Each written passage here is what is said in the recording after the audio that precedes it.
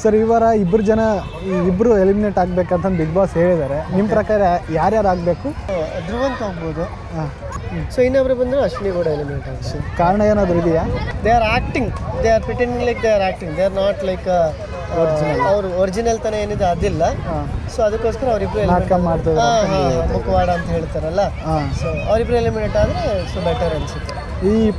ಈ ವಾರ ಎಲ್ಲರೂ ಪೇರೆಂಟ್ಸ್ ಬಂದಿದ್ರಲ್ಲ, ನಿಮ್ಗೆ ಯಾರು ಇಷ್ಟ ಅದರಲ್ಲಿ? ಪೇರೆಂಟ್ಸ್ ಅಲ್ಲ, ಪೇರೆಂಟ್ಸ್ ಅಲ್ಲೇ ಗಿಲಿಯರ್ ಅಪ್ಪ ಅಮ್ಮ ಇಷ್ಟ ಆದ್ರು, ಗಿಲಿಯರ್ ಅಪ್ಪ ಅಮ್ಮ ಇಷ್ಟ ಆದ್ರು. ಮತ್ತೆ ಮಾಳು ಮಕ್ಳು ಇಷ್ಟ ಆದ್ರು. ಮಾಳು ಮಕ್ಕಳು ತುಂಬಾ ಅಪ್ಪನ್ನೇ ಅವರು ಅಪ್ಪನ್ನೇ ರಿಪ್ಲಿಕೇಟ್ ಮಾಡಿ ಬಂದಿದ್ದಾರೆ. ಸೊ ತುಂಬಾ ಇಷ್ಟ ಆಯ್ತು. ಹಾಗೆ ಗಿಲ್ಲಿ ಅವ್ರ ಅಮ್ಮ ಬಂದದ್ದು ಅಲ್ಲಿ ಸ್ನಾನ ಮಾಡಿಸಿದ್ರಲ್ಲ, ತೆರೆ ಸ್ನಾನ. ಯಾಕಂದ್ರೆ ಅಮ್ಮ ಮಕ್ಳಿಗೆ ಸ್ನಾನ ಮಾಡಿಸೋದು ಅದು ಇದ್ದೇ ಇರುತ್ತಲ್ಲ, ಆ ಖುಷಿ ನಾವು ದೊಡ್ಡವರಾದ್ರು ಚಿಕ್ಕವರಾದ್ರು ಅಮ್ಮ ಅಮ್ಮ ಅನ್ನೋ ಪ್ರೀತಿ ಇದ್ದೇ ಇರುತ್ತೆ. ಆ ಖುಷಿ ಒಂದು ಆ ಸಣ್ಣ ಖುಷಿಗಳನ್ನೇ ಈಗ ಎಷ್ಟೋ ಜನ ಈಗ ಅದನ್ನು ಮಿಸ್ ಮಾಡ್ಕೋತಾರೆ. ಇವಾಗ ನಮ್ಮ ಅಮ್ಮ ಇಲ್ಲ, ಆಲ್ಮೋಸ್ಟ್ 12-15 ಇಯರ್ಸ್ ಆಯಿತು. ಇವಾಗ ನಮ್ಗೆ ಆ ಚಾನ್ಸ್ ಬೇಕು ಅಂದರೆ ನಮ್ಗೆ ಅದು ಸಿಗಲ್ಲ. ಸೊ ಅದರಿಂದ ಅದು ಸಿಕ್ಕಿರೋದು, ಅದು ಅವಕಾಶ ಕೊಟ್ಟಿರೋದ್ರಿಂದ so it's a good thing. Raghu ಅವ್ರ ವೈಫ್ ನೋಡಿ ಎಮೋಷ್ನಲ್ ಆದ್ರಲ್ಲ.